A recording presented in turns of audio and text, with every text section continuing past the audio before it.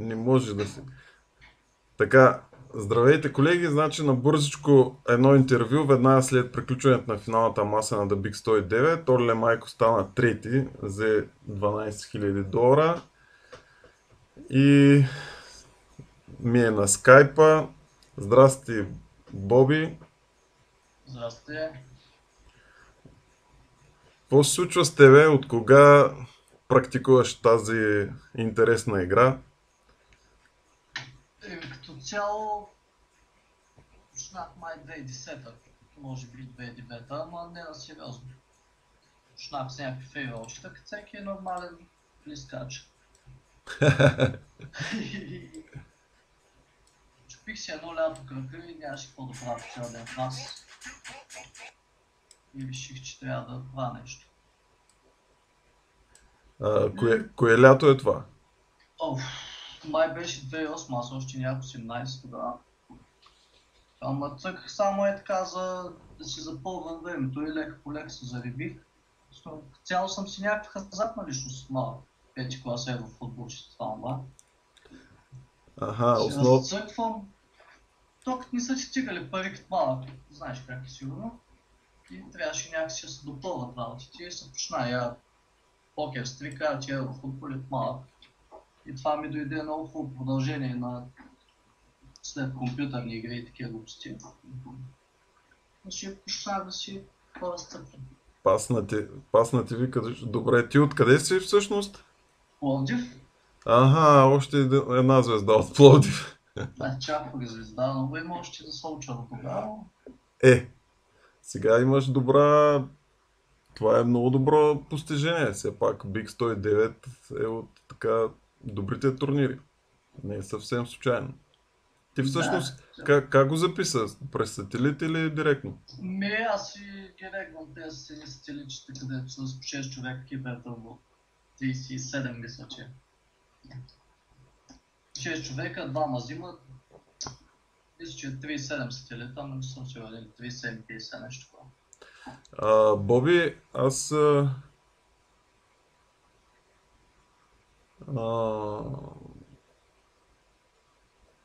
само секунда.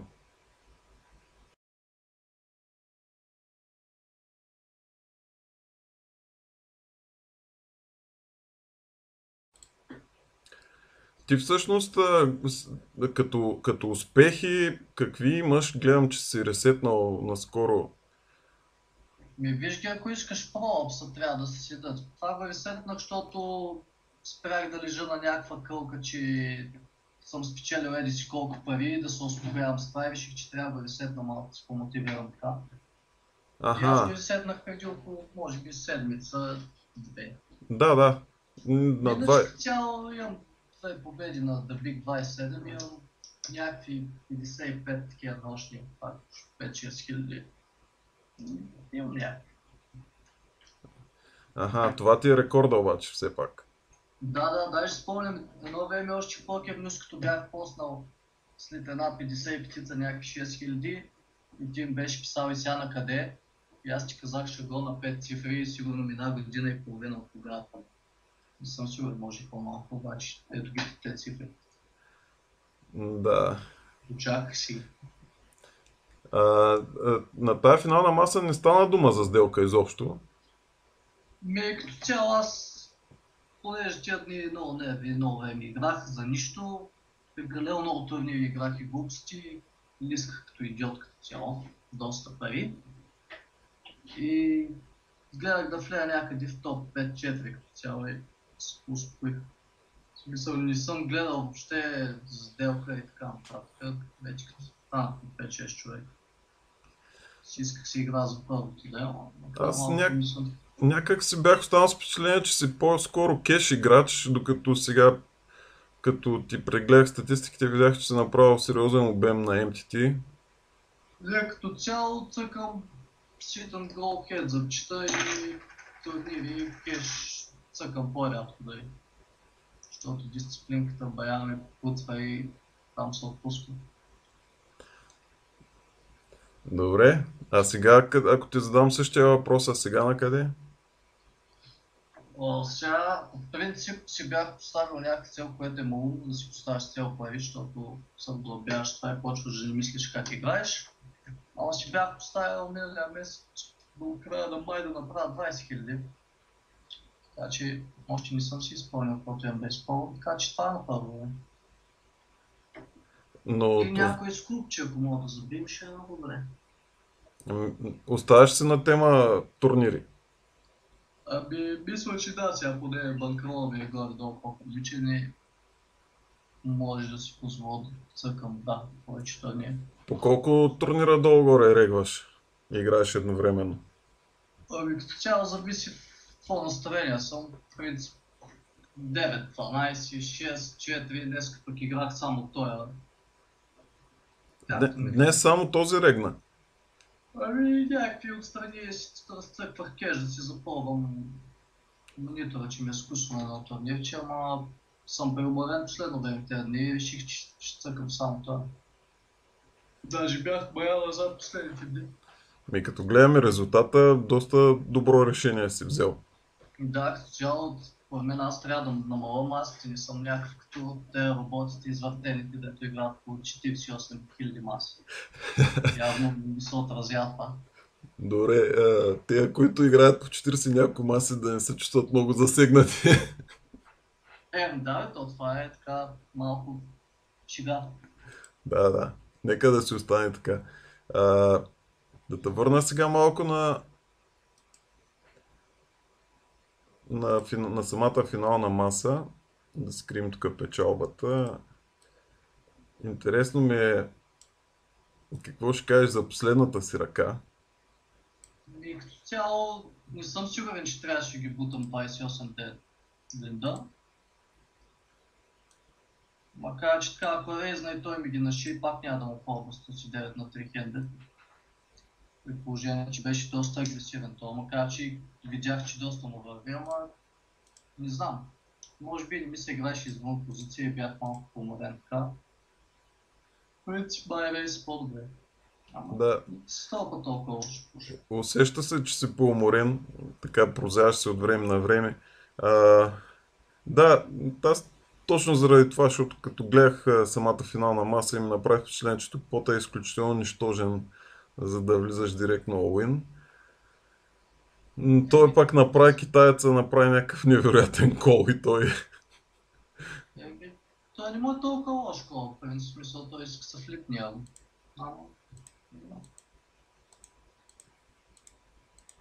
Да. Добре, няма да те тормозя повече за тази ръка.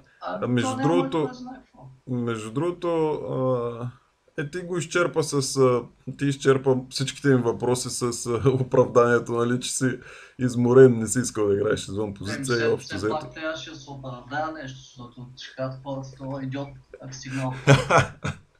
Добре, хареса ми. Между другото, 5 ръце след като ти приключи, ти отпадна, свърши хедзапа, състоя се точно 5 ръце.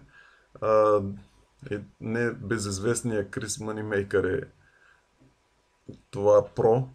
И останаха, аз се пошегувах в покербук, че хедзап от таблети. Не, то така се получи. Ама както виждам, то си го е прибрал. Да, ти каза, че е рънвал доста добре. Абсолютно.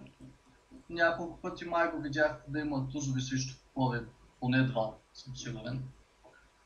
Та нататък на финала, горе-долу пак си взимаше ръцете.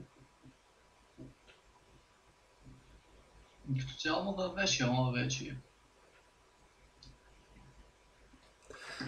Добре, аз имам един такъв въпрос. Как е да живееш с покера? Ами, отстрани изглежда някакво много лесно, обаче някой, ако ме гледа последните 2 месеца, сигурно съм изпотрошил 2-3 мишки и не съм излизал от нас почти. Супер много, че се взима социалния живот като цяло. Иначе да, като се получат някакви по-добри месеци, можеш да си позволиш всичко и всякакви почивки и така нататък. Има си доста плюсови, както и доста минуси. Като цяло аз не обичам някой да ми бучи на главата и да им шеф. Така че мен това доста ме оставя. Обаче като сам съм си виновен, като правя някакви тъпоти и после много тежко психически ми се отразява. Да, това щях да кажа, че когато имаш шеф, нали, и работиш в екип, винаги мога да обвиниш някой друг, докато тук единственото обвинение е на тема софтуер, нали, и другото си виновен ти. Еми да, той софтуер, като те ударят един-два пъти, оттам нататък като направиш 20 пъти, софтуера не тека. Ама ти това се оправдаваш да може да ти е по-спокойно на главата. Да, вероятно всеки търси някакво оправдание. Аз тук последните една-две седмици се заребих така да си преглеждам играта и да чиста някакви грешки. Установих, че имам доста много мултикрания. Иначе допреди това като робот цъкам, записвам, регвам, изгарям и се оправдавам. И си взе да си дава резултат. Сега може и да съм имал някакъв късмет. Всъщност имал съм нормално да спечела някакъв турнир. Ти в компания ли си с някой от така по-популярните играчи в И не, Пловдив? като цяло съм си някакъв супер единак. И си цъкам сам. Което е също някакъв минус според мен, защото с някакви хора, като говориш поне докато играеш, че минава по-приятно времето. Не е толкова тежко. Мазех да звуча като някакъв депресатор, да нещо яко бяха. Не, просто явно просто си изморен. Нищо, Иначе, това е, нали, важно, то като си отпочинал лесно мога да ти взема едно бързо интервю. Сега да видим така. И като цяло, нали, се усеща, че не си под някаква супер еуфория. не, Явно, въобще човек, аз даже в смисъл такъв малко се разочаровах, че така ги бутнах накрая, защото все пак най-мекият как стана първи. да, особено ако беше бил и Крис, Moneymaker, Да, това ще да ми достави някакво по-такова удовлетворение, отколкото, нали... лек технически проблем стана. Разпадна се в скайп връзката. Някакво прекъсване. Да, да, пак си тук. Ами аз да не те занимавам повече днес.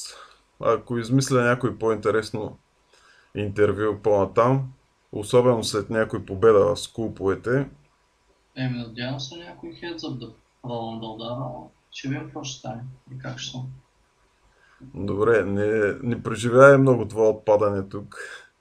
Но аз вече съм го забрал, защото до някаква степен си е голям успех. Това и си ми е най-голямата печалба, това му отиша.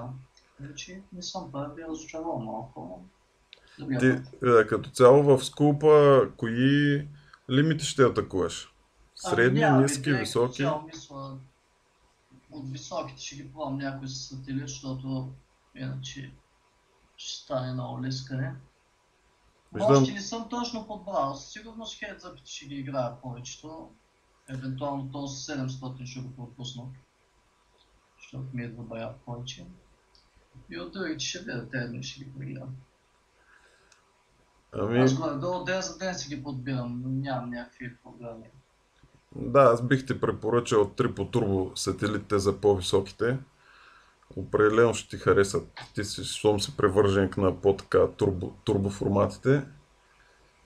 И като цяло да, но там накрая моя рулетка става, но като за сателите добре. Абе, към края, да, трябва да усещаш дали дали си в Да. конкуренция за отпадане или си в така сигурната зона. И ако си в конкуренция за отпадане, не трябва да се бавиш много. О, аз Трябва не да ги поемеш бавя, като някой цяло риск. съм си лискач. Така че, Викаш, хазартната личност тебе. много проблеми ми прави то буклук хазартния в мене, ама лека по лека трябва да го изкоренявам.